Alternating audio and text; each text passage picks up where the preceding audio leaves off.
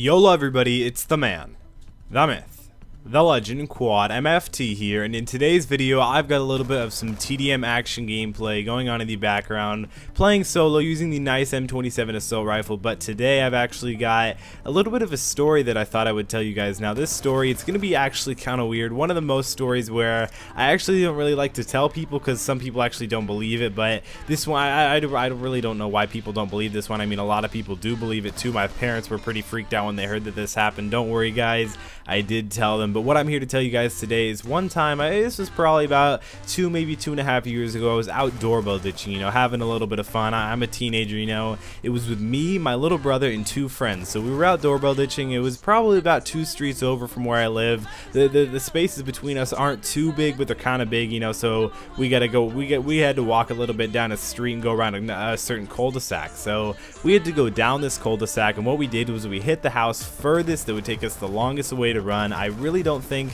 we necessarily thought that through. I think we kind of just thought, whatever, let's hit this house. But we actually didn't know the people that live there, so I thought we might as well hit the house again. This was 2 years ago. I was 12 and a half, if you guys can believe that. But I really wanted to tell you guys the story. So we were all the way down the street, and I was kind of scared, you know. I was kind of scared.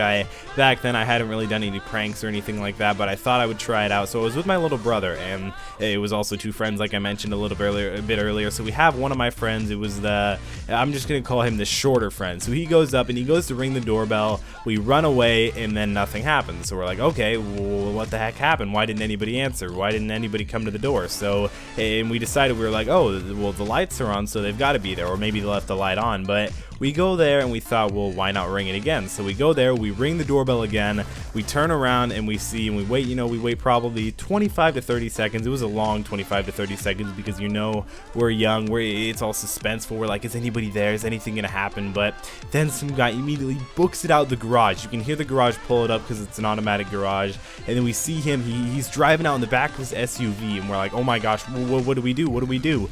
Luckily we had bikes because like I said a little bit earlier, it was a bit long of a walk, so we didn't really want to walk that far, so we took our bikes and we just booked it. Well, luckily I was thinking, and I was actually had my head on straight, and I was thinking, why don't we go where a car can't go? So we went around basically the back of his house, went around completely down the straight road. We probably booked it for about a mile, and he's still going. We saw him through like different cracks and everything through the fences and stuff, and we saw him, and we okay, let me tell you guys, I was freaking out. I was like, oh my gosh, my parents are gonna get so upset, oh my goodness, and I was freaking out. But luckily we booked it down there. We go out, and then we hear the SUV pull up behind us because by now we're already out by a street, and there's a school probably about 2 miles away. So we've ridden our bikes down there, and we hear the SUV pull up behind us because it's probably about 6 to 7 p.m., a little bit after dinner. So we were out, and you know, some people are, but some people aren't. People just got home from work, so they're probably not going to be out too much. But we were out, we were scared.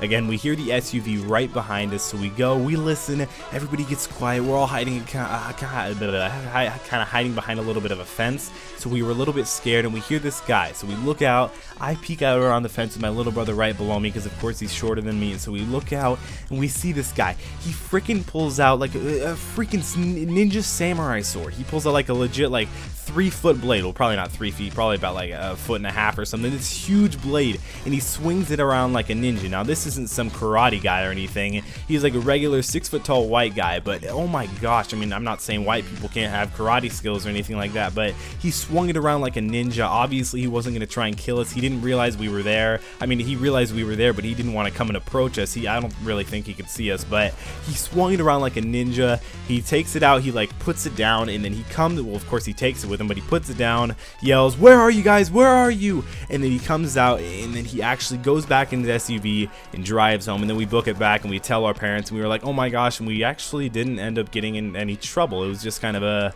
an experience, you know. Life's all about experience. So I hope you guys enjoyed this video. Hopefully that was actually a really entertaining story. Trust me guys, it was scary while I lived it. But make sure to click like on this video if you guys did enjoy that story. Hopefully enjoyed this gameplay too. Subscribe to my channel to hear more stories, more gameplays, more Call of Duty news. It's been Quad MFT, and I'll see you in the next video. Caught up in this dream world, getting used to life. Hanging with the wrong people can keep you from doing right. So I keep my circle tight, homie, you can never penetrate. If your mind state is just a hate, you should renovate. Do some mental feng shui, boy, I'm hella hungry. I never play it safe like a touch base. Listen up, fuck face, open your damn eyes. If ignorance is bliss, then they feeding you damn lies. I'm never giving bad vibes, homie, you just